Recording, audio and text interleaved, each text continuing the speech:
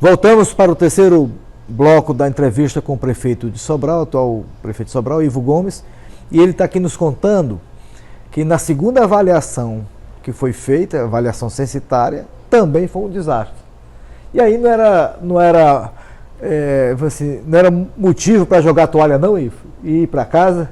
O motivo foi motivo de muita angústia, de muita... Ou seja, decepção, vocês tristeza, reformaram as escolas, melhoraram os equipamentos, cadeira nova, melhorou a vida dos professores, isso, treinou, fez avaliação, fez tudo e ainda não funcionou. Não funcionou. Onde é que estava o segredo agora? Aí o que a gente sentou, chorou, né? Aí vamos ver agora. Não tinha outra alternativa a não ser a grande chave do sucesso de Sobral que veio nesse ano, que foi perseverança. Ah, tá. Não nos abativemos. Abatemos, né? Não nos abatemos, quer dizer, nos abatemos muito, né? Mas levantamos, jogamos a poeira e... Consultaram algum consultor aéreo? O Edgar Linhares lá conosco. Na realidade, as grandes mudanças elas aconteceram praticamente no meio do ano, né? Porque foi quando os novos diretores chegaram, foi quando começou praticamente a capacitação dos professores em serviço. Depois os diretores passaram por um forte treinamento. Qual foi o momento da virada? Você começou a sentir que pegou tração e agora vai? Foi o segundo ano, porque no segundo ano nós resolvemos fazer a avaliação, que a gente teve um aprendizado. Nós resolvemos fazer a primeira avaliação não mais no fim do ano, mas no final do primeiro semestre. Ah, tá. Então, a partir daquele ano, mais perto da resposta, passamos a fazer a avaliação censitária 2 vezes por ano.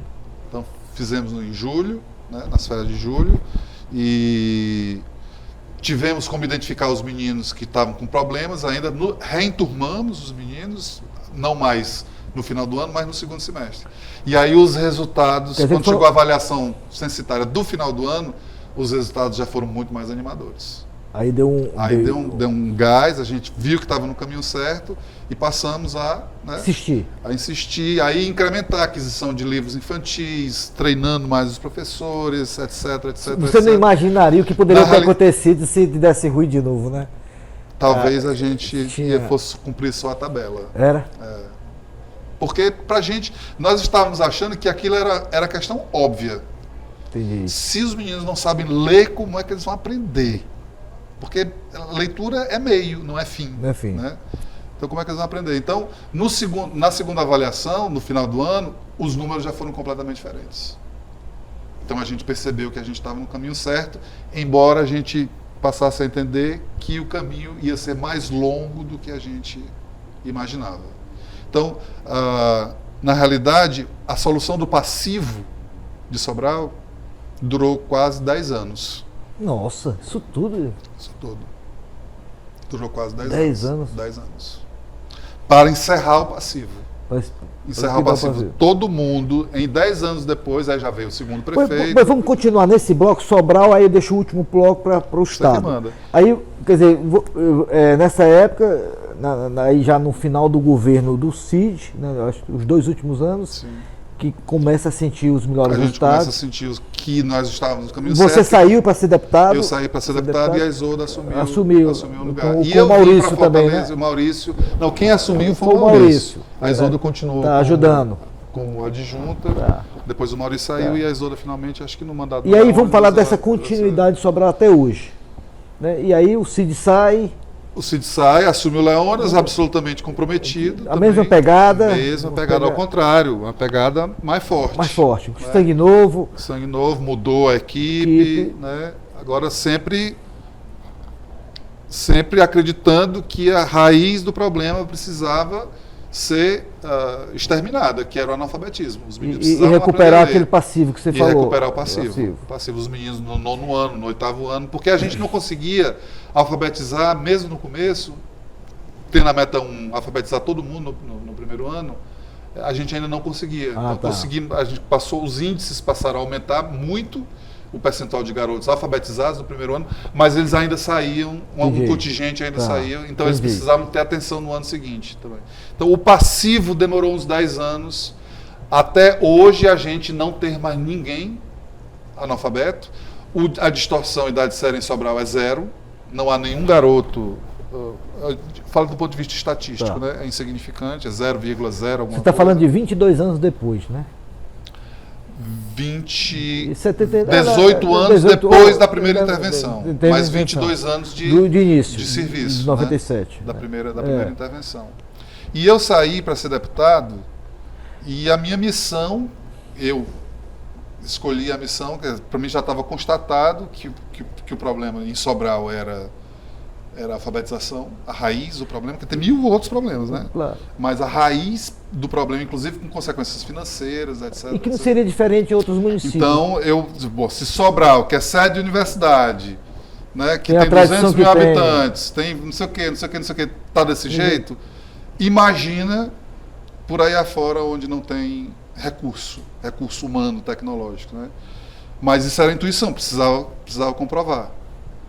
Então eu vim para a Assembleia com a missão de identificar se esse problema era comum aos outros municípios do Ceará. Aí fundamos o Comitê Cearense para a Eliminação do Analfabetismo Escolar, uma celeuma também, a academia reage, né, fortemente, porque na cabeça deles era uma incongruência, analfabetismo escolar, e eu continuava dizendo, precisamos denunciar o problema. Porque não adianta ficar... Né? E o título do comitê, ele era importante que ele fosse um título que denunciasse o problema. Chamasse atenção. Passamos um ano na Assembleia, nós entrevistamos 30 mil crianças. 30 mil crianças no Ceará inteiro. Recrutamos, né? Foi um ano de trabalho. Tivemos o apoio muito importante da Assembleia, do governo do Estado à época, que não estava entendendo muito bem o que estava acontecendo, achava no começo que a gente estava querendo fazer política. Isso que ano era? Isso foi 2001. 2002. Só 2002. 2002. O governador era o Lúcio Alcântara. E a gente se comprometeu com o presidente da Assembleia à época, como era ano de eleição municipal, para a gente era crucial que aquilo acontecesse naquele ano, porque os prefeitos novos iam assumir e a gente queria que eles já assumissem sabendo do problema. Mas nós assumimos o compromisso em divulgar o resultado do trabalho só depois das eleições para evitar mal interpretações. Alguma cileuma, né? Exatamente. E aí fizemos isso depois. Esse comitê funcionou um ano? Funcionou um ano. Nós encerramos os trabalhos com a divulgação do relatório no dia 25 de março. De 2003. E qual foi a constatação do relatório? A constatação era de que a situação do Ceará era igual ou pior do que Sobral. Né? Então era a mesma coisa, praticamente. E a pesquisa foi, na realidade, teve três elementos. A primeira era a entrevista com os alunos, para a gente poder dizer que o Ceará estava com o mesmo problema, que o problema não era restrito a Sobral. A segunda vertente era uma pesquisa sobre a formação inicial dos professores. E aí nós contratamos uma universidade de fora do Ceará para poder analisar os currículos de pedagogia e letras das 3 grandes universidades públicas cearenses. Isso gerou também uma reação grande lá dentro. Gerou uma reação grande. Sempre. E a terceira foi uma pesquisa nas escolas, para saber como é que as escolas se organizavam para enfrentar esse desafio da alfabetização, que, de novo, é a principal tarefa da escola primária. Deixa eu perguntar uma coisa já nesse contexto. Você mesmo, como deputado, certamente você ia a Sobral e sentia a mudança de clima em Sobral. Sim, e comparava com outros locais. Então, isso ficou marcante para ti, esses dois mundos diferentes? A autoestima do professorado de Sobral, quando eles começaram a ver o resultado, eles começaram a se animar também, os professores começaram a se sentir valorizados. E isso deu Sobral premiava também. E aí começou a se retroalimentar, e hoje eles têm talvez a autoestima mais elevada do Brasil. É verdade. De professores, eles são super felizes com o que fazem, o astral da escola. São profissionais, né, que querem... São e foram super valorizados, não só na formação em serviço, né, é permanente, depois, eu não sei em qual gestão, mas na sequência foi fundada em Sobral uma escola de formação permanente de professores, que existe até hoje. Né, que forma os professores em serviço.